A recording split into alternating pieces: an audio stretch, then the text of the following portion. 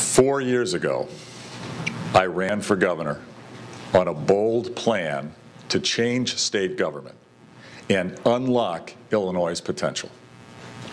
I was a political newcomer, a private citizen who was called to serve, to fix the biggest problems in our state. Serving as your governor is an honor. It's also the hardest thing I've ever done. To lead Illinois at this critical time, when our challenges as a state are so large, and yet our politics are so tragically small. But the cause of fixing the great state of Illinois is worth the stress. Because short of being a good husband, father, and grandfather, building a stronger future for the 12.8 million people of our state is the most important thing I'll do with my life.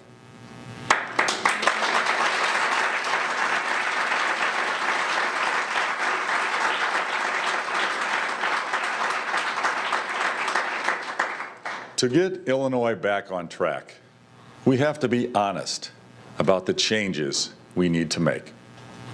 I have been criticized over my time in office for speaking too negatively about Illinois. I don't need to list here today all the challenges we face, but I do believe it's my responsibility as governor to tell the truth about the situation we find ourselves in. It's impossible to fix a problem by pretending it doesn't exist.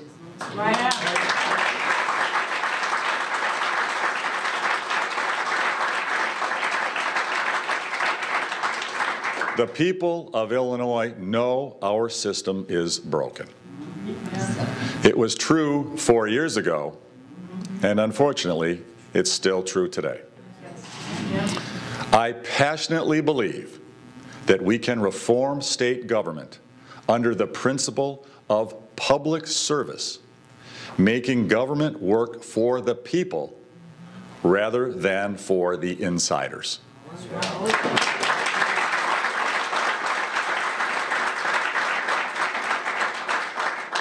Taking power from the politicians and giving it back to the people is the key to driving the change we need.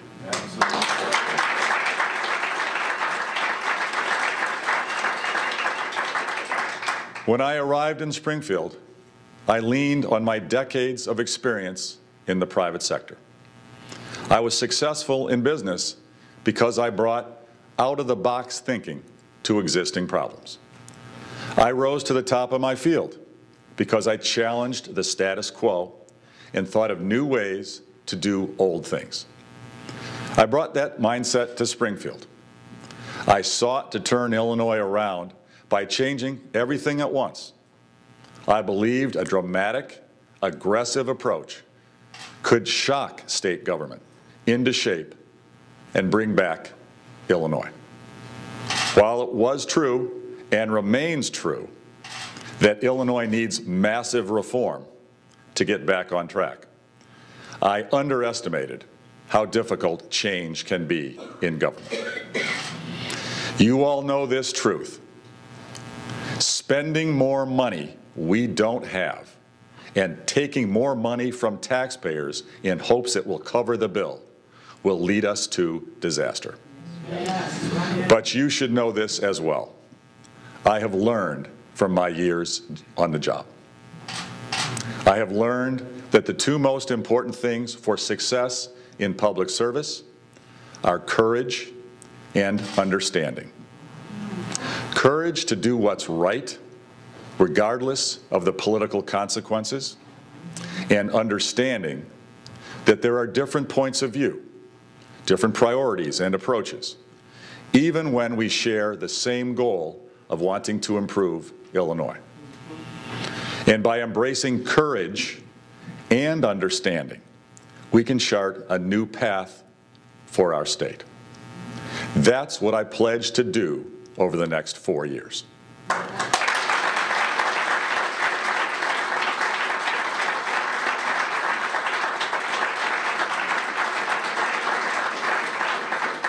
Admittedly, I may have overdone it on the courage part at times.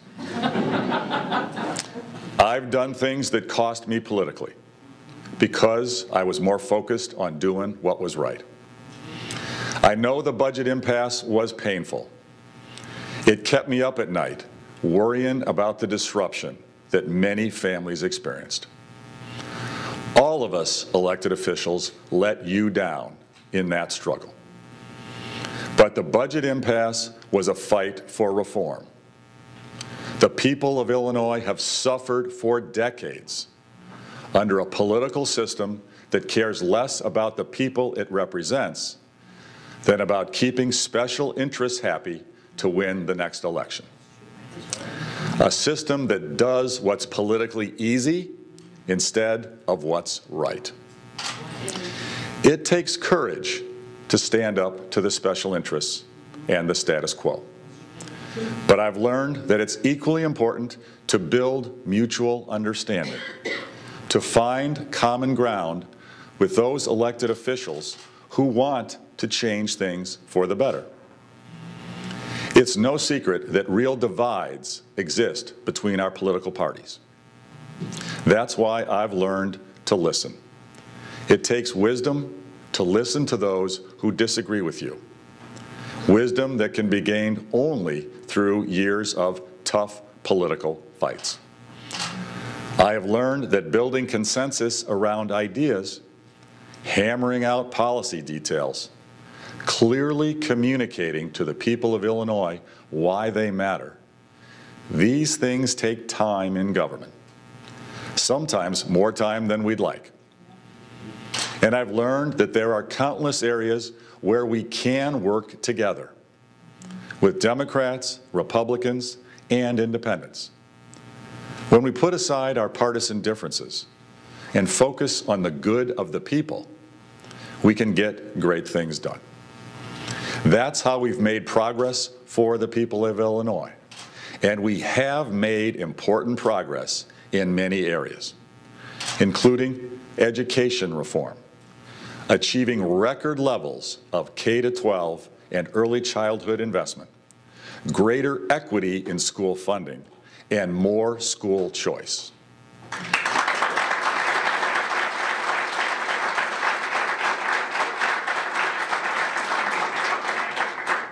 Healthcare reform that improved access to quality care for Illinoisans, saved taxpayers hundreds of millions of dollars, and makes us a national leader in behavioral health. Groundbreaking criminal justice reform, reducing recidivism and increasing public safety by addressing the root causes of criminal behavior. A future energy plan that puts Illinois on the forefront of efficiency and energy independence. A major expansion of the U of I to make Illinois a world leader in economic growth through technology, research, and innovation.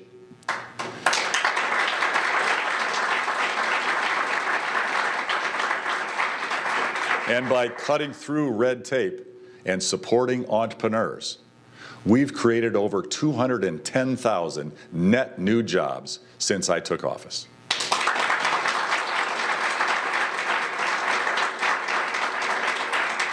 After years of tough political fights, Republicans and Democrats came together at the negotiating table and worked out a budget. It isn't perfect. It's the nature of compromise. But it's bipartisan momentum we will build on in a second term.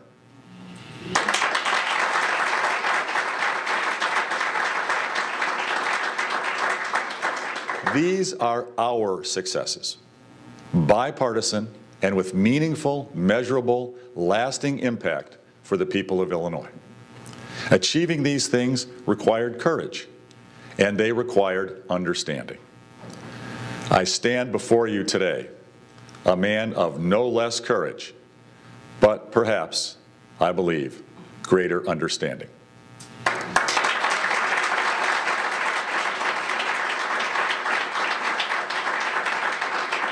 In divided government, you can't fix things all at once.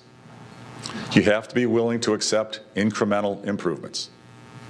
You can't sacrifice progress for the sake of winning an argument. But the disruption, the arguments, the negotiations of the past 4 years have laid the groundwork for real and necessary change in the future.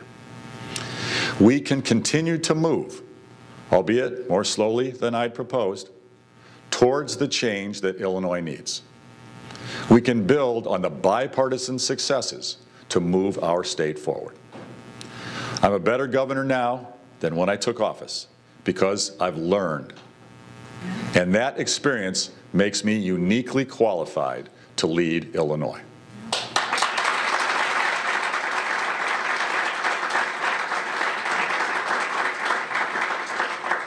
Today, I ask voters to allow me to continue the work we started, to unlock Illinois' unlimited potential. The pillars of this work remain the same: reducing taxes, growing jobs, and ending corruption in state government.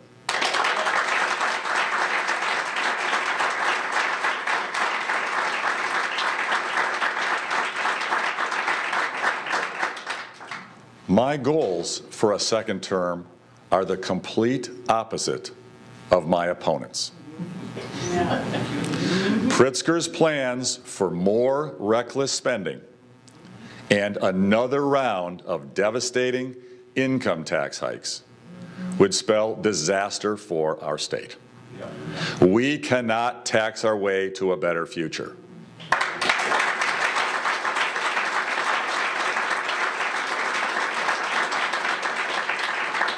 The reforms we need are not partisan or unreasonable.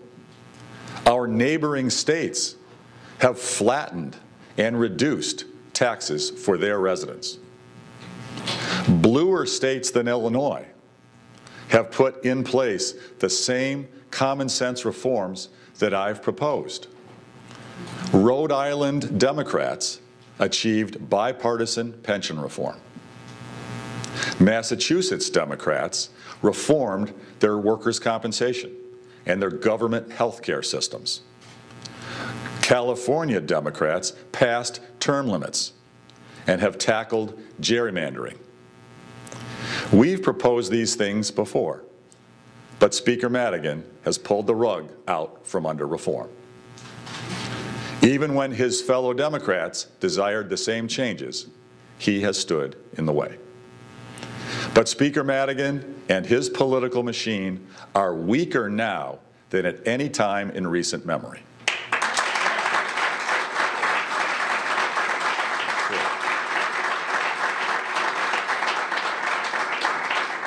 The scandals and controversies, the fiscal reality of our state, and the appetite for reform on both sides of the aisle make this moment an opportunity for change. I've tried to empower and strengthen the many voices for reform.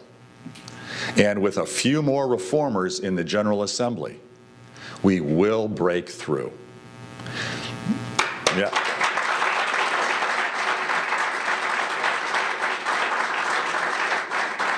Reformers who pledge to vote for new leadership in the General Assembly, as Senate Democrats have been proposing, and hold themselves accountable to the people.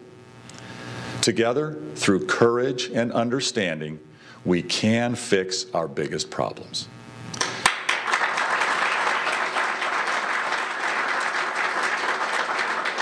Unfortunately, my opponent disagrees.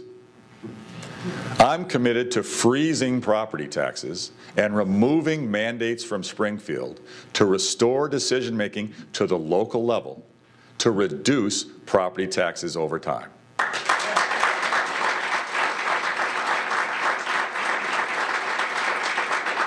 Mr. Pritzker opposes a property tax freeze and mandate relief.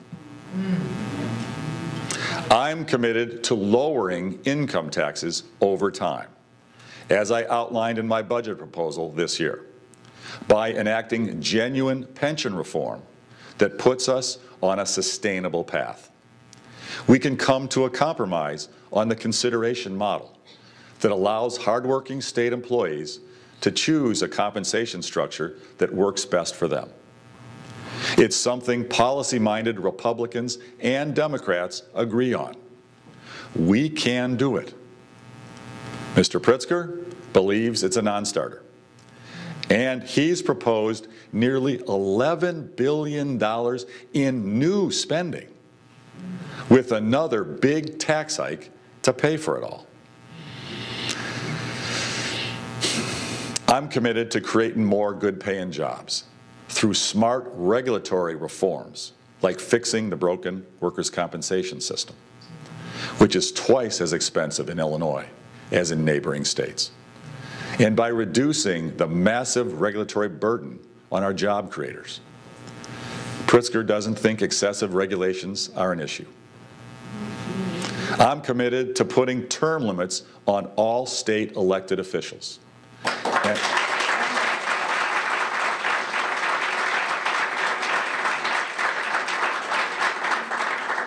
And agreeing to independently drawn legislative districts to end the corruption and conflicts of interest that have held Illinois back for decades. The University of Illinois at Chicago released a study this spring that ranked Chicago as the most corrupt city in America. We're number one. And Illinois, the third most corrupt state. Pleasant surprise we weren't number one there. Ask yourself why Mr. Pritzker has voiced zero concern for the corruption in our state. He might be the only person in Illinois who doesn't think corruption is a problem. In any other state, these reforms wouldn't be like pulling teeth. They wouldn't create conflict. They would be bipartisan no-brainers. They are all things that the people of Illinois want and deserve. A government that's more efficient, effective, and accountable to the people. This November, Illinois voters have the chance to send a message. They can tell the political class that we refuse to go back to a system controlled by a few insiders, and that we want common sense reform.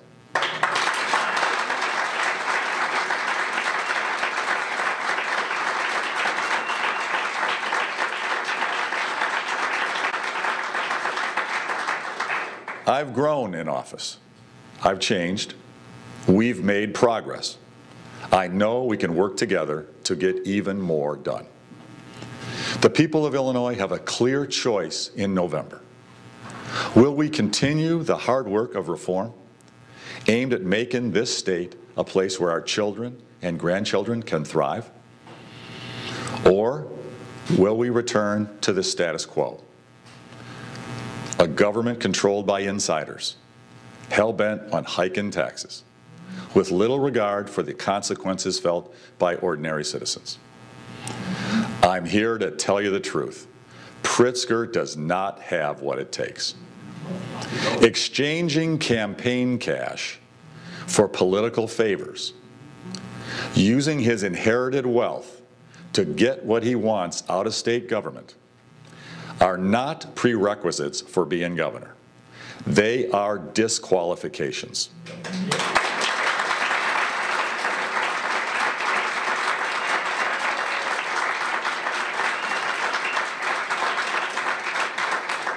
A man caught on FBI wiretap trying to buy political office from a criminally corrupt politician is not worthy of the highest office in our state.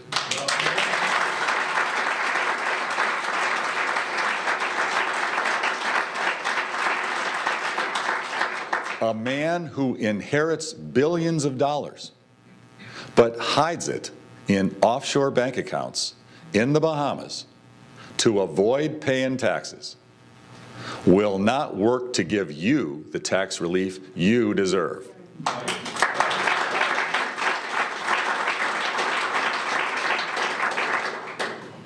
His actions are unpatriotic. He is not paying his fair share. Right. A man who ripped toilets out of his Chicago mansion to dodge his property taxes will not work to reduce your property taxes.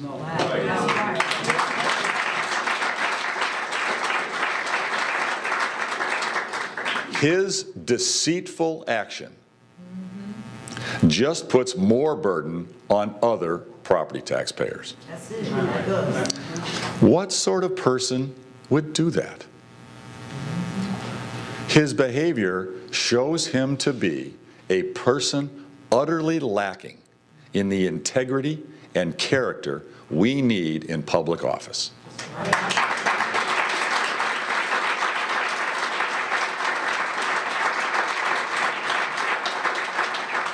If elected, he would get big things done.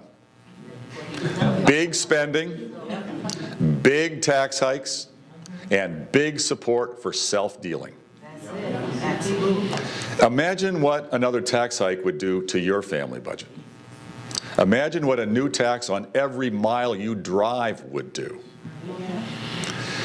I've talked to dozens of families and job creators who've told me that if Pritzker gets into office and raises taxes as he's promised, they will leave Illinois. My opponent does not have the courage or understanding to lead. He'll only be another insider working for the special interests and against the people. My opponent thinks he can hide from the media, avoid their questions, and buy this election. I don't often agree with the media, but I respect them enough to address their questions, because that's what you do when you serve the people. My opponent thinks he can hide from the truth, but we won't let him. My opponent thinks he can rail against Washington and make this election about what's happening over there. But this election is about Illinois.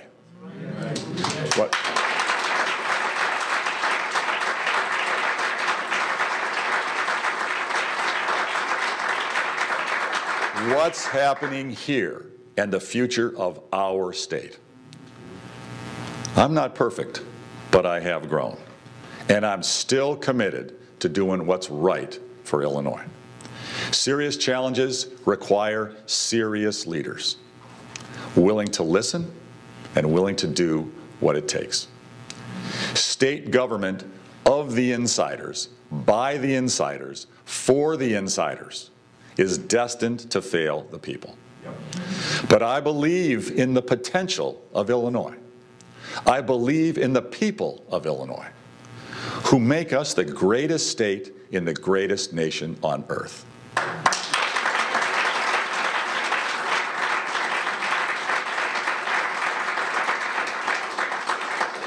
This election isn't about me. It's not about Republican versus Democrat. It's about the people versus a corrupt political machine. It's about the taxpayers and job creators versus the insiders. It's about you and finally delivering the tax relief, the jobs, and the healthy economy you deserve. It's about delivering the future our children and grandchildren deserve. I humbly ask for another 4 years to finish the job we started to save our state. I hope you'll join me in our fight. Illinois is our home. It's our fight. And it's our future on the line.